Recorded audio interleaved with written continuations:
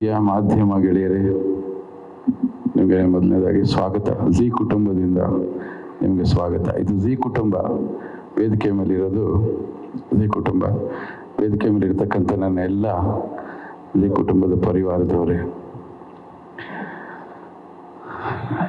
ನನಗೆ ನೀವೆಲ್ಲ ನಾನು ನೋಡಿರ್ತೀರಾ, ನನ್ನನ್ನು ನೋಡ್ತಾ ಇದ್ದೀರಿ ಭಾಳ ವರ್ಷಗಳಿಂದ.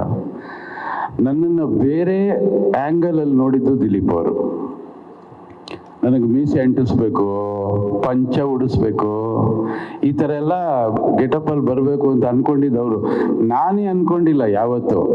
ಅವೇನೋ ತಮಾಷೆ ಮಾಡಿಕೊಂಡು ಒಂದಷ್ಟು ಕಾಮಿಡಿ ಮಾಡಿಕೊಂಡು ಒಂದಷ್ಟು ಸಿನಿಮಾಗಳು ನಿಮಗೆಲ್ಲ ಮನರಂಜನೆ ಕೊಟ್ಟಿದ್ದೀನಿ. ಆದರೆ ನನ್ನಲ್ಲಿ ಒಂದು ಗಂಭೀರವಾದ ಒಂದು ವ್ಯಕ್ತಿತ್ವ ಇದೆ ಅಂತ ಅವರು ಹೇಗೆ ಕಂಡುಹಿಡಿದ್ರು ನನಗೆ ಗೊತ್ತೇ ಇಲ್ಲ. ಮೊದಲನೇ ಸಲ ನನಗೆ ಪಾರು ಧಾರಾವಾಹಿಯಲ್ಲಿ ಒಂದು ಪಾತ್ರ ಕೊಟ್ಟರು.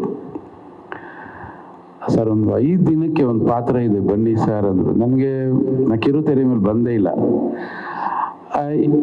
ಇವರು ಕೇಳಿದಾಗ ನನಗೆ ಇಲ್ಲ ಅನ್ನೋಕೆ ಮನಸ್ಸು ಬರಲ್ಲ.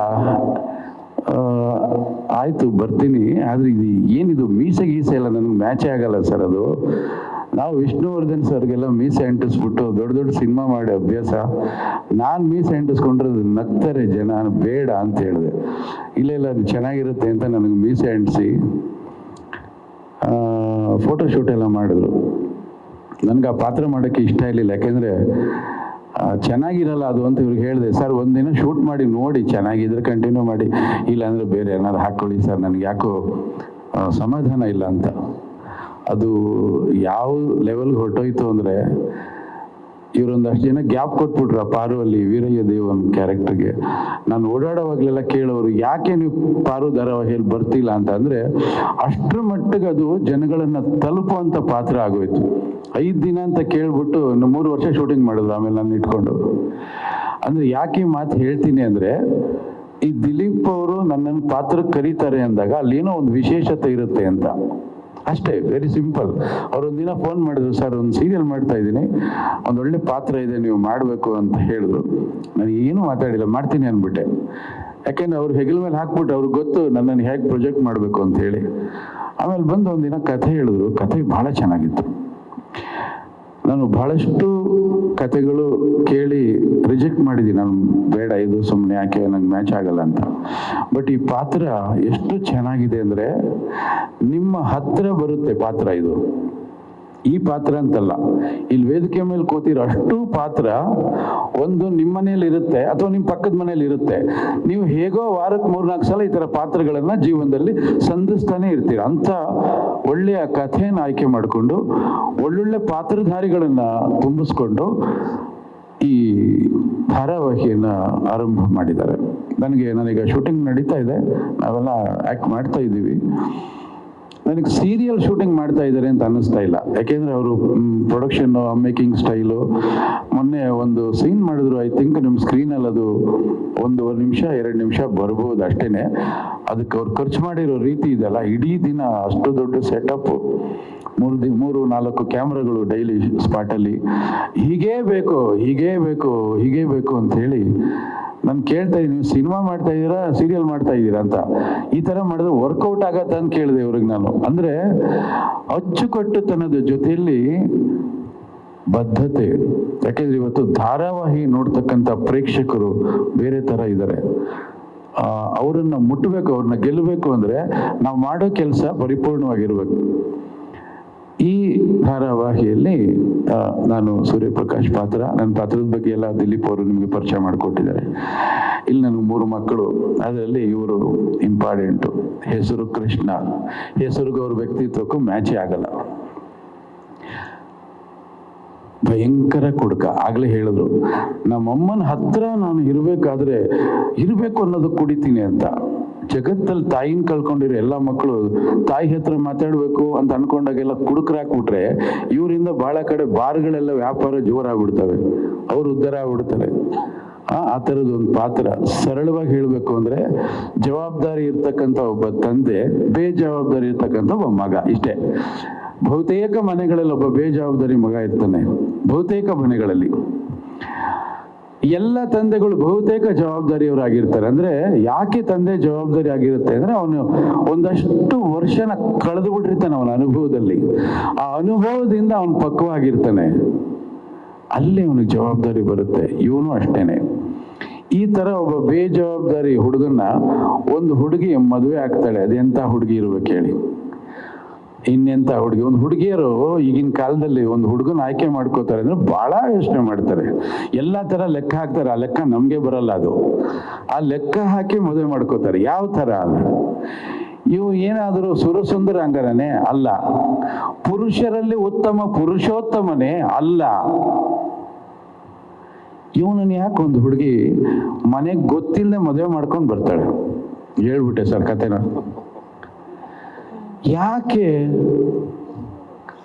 ನನ್ಗನ್ಸುತ್ತೆ, ಓ ಈ ಹುಡುಗಿಗೆ ಆಸ್ತಿ ಮೇಲೆ ಆಸೆ ಇರಬೇಕು ಅಂತ. ಕ್ವೈಟ್ ನ್ಯಾಚುರಲ್ ಅಲ್ವಾ?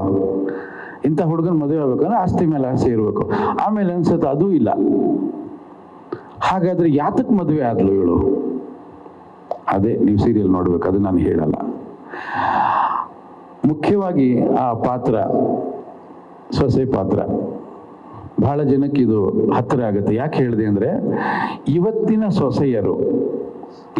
ಸೊಸೆಯರು ಅವ್ರ ಜವಾಬ್ದಾರಿನೇ ಗೊತ್ತಿಲ್ಲ. ಅವ್ರು ಯಾಕೆ ಒಂದು ಮನೆಗೆ ಸೊಸೆಯಾಗಿ ಬರ್ತಾರೆ ಅನ್ನೋದೇ ಅವ್ರಿಗೆ ಗೊತ್ತಿರಲ್ಲ. ಸೊಸೆಯ ಜವಾಬ್ದಾರಿ ಏನು, ಅವಳು ಹೇಗೆ ನಿರ್ವಹಿಸ್ತಾಳೆ.